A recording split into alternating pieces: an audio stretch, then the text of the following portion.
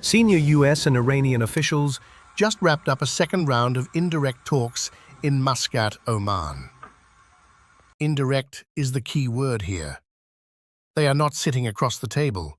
They are talking through Oman's foreign minister, who is acting as the mediator.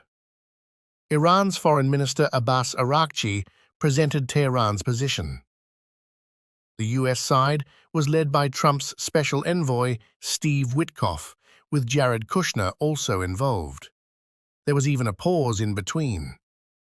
Both sides called their capitals, checked red lines, and adjusted their language. So what came out of the talks? Well, no one knows yet. Reports say both sides believe a framework is possible, but neither trusts the other enough to celebrate yet. But behind the scenes, something important did happen.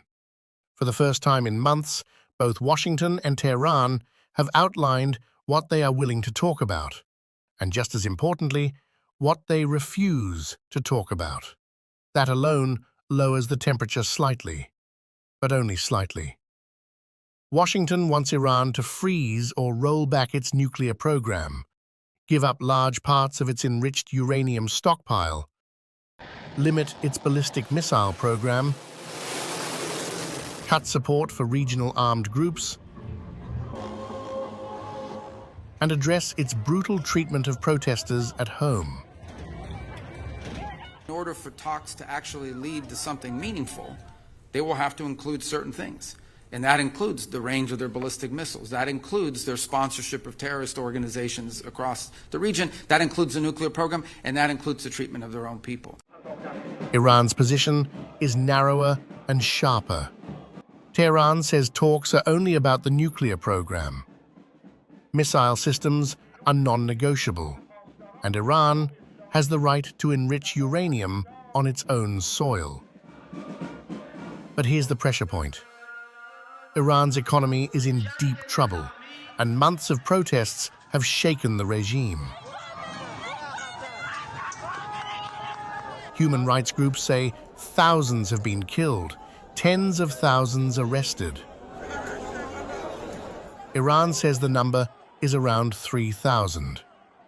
Iran's leadership knows this. Economic relief is no longer optional. Sanctions relief is the prize. And looming behind these talks is something far more dangerous. A massive US military buildup. Aircraft carriers, stealth fighters, Tomahawk missiles. An armada, as Trump himself called it. The message is simple: talk or face force. Meanwhile, Iran has warned it will strike US and Israeli assets if attacked. So both sides are using the threat of military action as a bargaining chip. Meanwhile, the US has urged its citizens to leave Iran immediately. And Trump himself has openly said Iran's supreme leader should be very worried. Rollover, but they are negotiating. They'd like to do something, and we'll see if something is going to be done. They had a chance to do something a while ago, and it didn't work out, and we did Midnight Hammer. I don't think they want that happening again, but they would like to negotiate. We are negotiating with them right now, yes. Which brings us to the question: did these talks achieve anything? Yes and no. There's no deal or ceasefire or sanctions lifted, but something crucial did happen. Both sides now have a negotiating framework. That is not peace, but it is an off-ramp. Whether they take it or crash through it is the big question.